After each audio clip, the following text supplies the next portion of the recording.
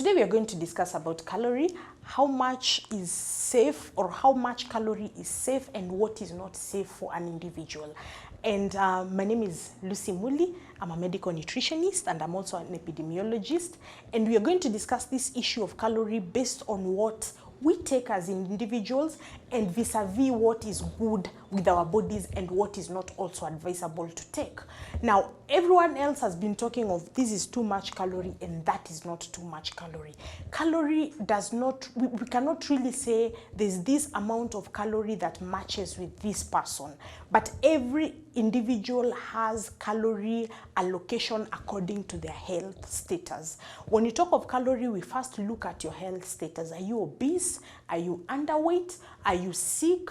Or are you also just within the normal health parameters? If you're within all that, then we are able to allocate a number of calories for your state.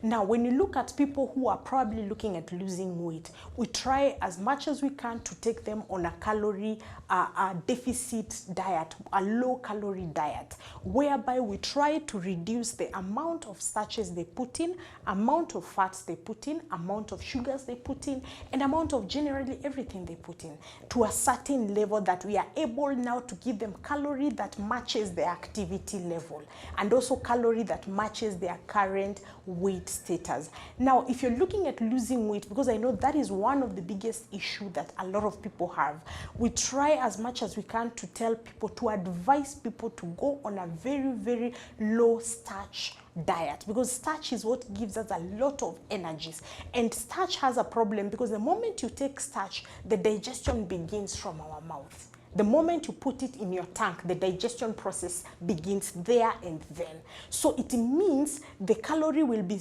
counted the moment you put in that piece of bread in your mouth, that piece of ugali, that spoon of rice. That is when now the body will start registering the calories that you're already putting in your system. So what we try to say is that your calories, especially from the starch level, should be very, very minimal.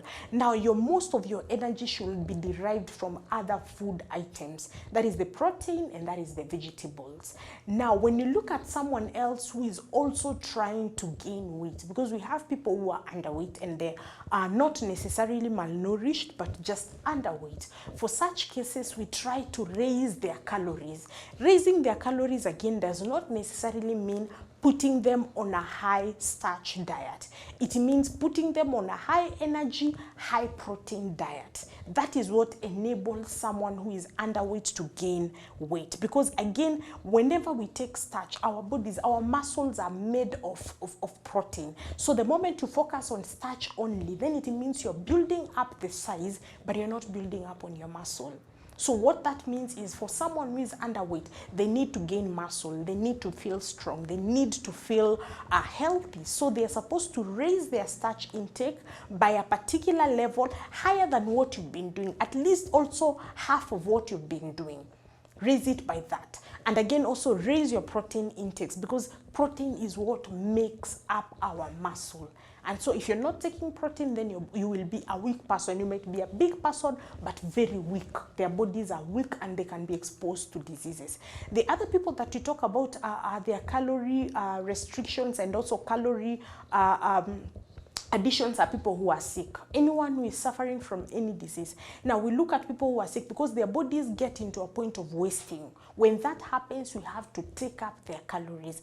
At times, their calories might be added by giving them now foods that are very high in the same proteins. Again, foods that are also high in starch. But again, this time we give them we increase the frequencies of feeding for such people.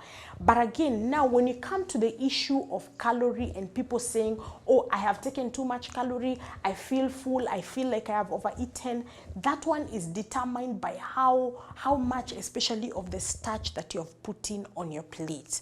When you eat and you feel overly full at once, it means your starch intake was high, because meat and other proteins are unlikely to give you an immediate fullness.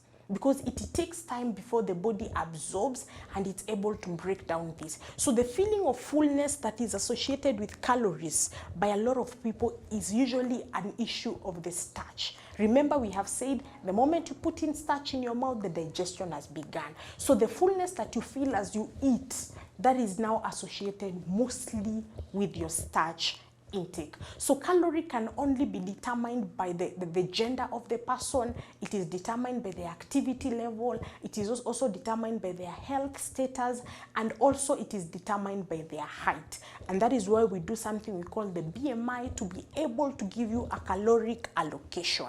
And then from the BMI, we move to something we call BMR. That is the basal metabolic rate. We are able to measure how your metabolism is for us to be able to tell this person can take this amount of calorie and their bodies can be able to digest these calories within this amount of time. So the BMR and the BMI are very essential issues that we have to look at when you're looking at the issue of calorie allocation of an individual. Thank you.